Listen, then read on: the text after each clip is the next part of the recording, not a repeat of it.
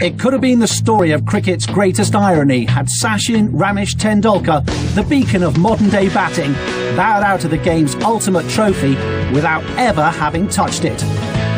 But on the night of April the 2nd in Mumbai, it was only fitting that the Master Blaster and his band of blues brothers walked away as the worthy champions of the world, just like a perfect fairy tale. And he'll get it from Mr. Sharad Pawar, the president of the ICC. The party begins in Mumbai.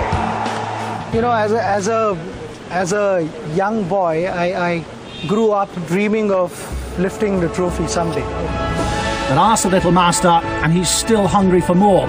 At 38 and counting, and even after more than 20 years at the top, the glitter of the World Cup just the latest and arguably the brightest embellishment in the most bejewelled cricket crown of all. The hunger has to be there, otherwise I'm in the wrong spot. You know, I feel not only me but the entire team, the entire nation is hungry. Tendulkar and Pakistan's Javed Miandad are the only two players to have played in 6 editions of the World Cup. But no man has scored more runs, more 50s and more centuries in the tournament than the batsman who holds almost every other batting record in Test and one-day cricket. 99 international 100 is 6th in World Cup cricket. And the Master Blaster's extraordinary World Cup journey began predictably early as a hugely talented and curly-haired 19-year-old at the 1992 World Cup Down Under.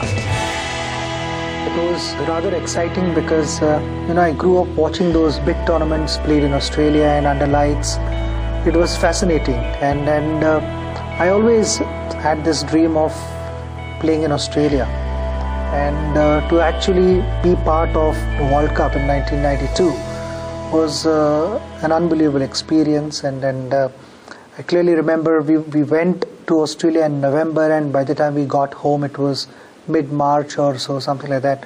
So, you know, we had spent a lot of time in Australia, and just before the World Cup had played a very, very competitive series. So, you know, that helped me to continue with my form. I had done reasonably well on that tour, so it helped me to continue with my form, bring that into the World Cup, and you know, I managed to score some important runs in that tournament.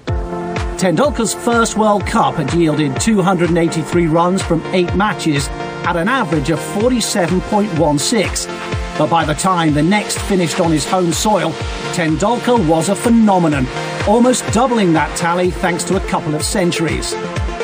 But the Little Master's World Cup magnum opus came in South Africa in 2003, when he created the record for most number of runs in a single tournament, scoring an amazing 673, while taking India to the final for the first time in 20 years. 400 in World Cup cricket for Sachin Tendulkar. And India 203 for 1. And had it not been for a rare failure against Australia at the last hurdle, Tendulkar's moment of truth would have arrived 8 years earlier than it eventually did. Oh, it's gone high. It's going to be out caught and ball by Glenn McGrath. It is. That is it. That is the big one they won in Australia. They've got Sachin Tendulkar on the first over. We played really well till the finals, and I thought in the finals we were a bit overcharged, and then you know, that sort of you know, trying too much took the cup away from us, you know, and I don't blame anyone, because it's but natural that you want to win the tournament and you're going to try as hard as possible. But at the same time, it's equally important to stay calm and relax.